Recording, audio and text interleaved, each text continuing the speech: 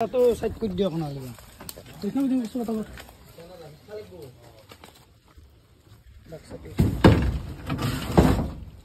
ওটা আছে আছে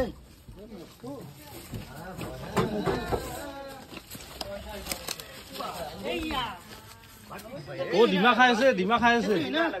আসলে ফেতি ডিমা খাইছি কি ডিমা এ ডিমা গোটা খাইছি 15টা ডিমা দিছে ও ফেতি ফেতি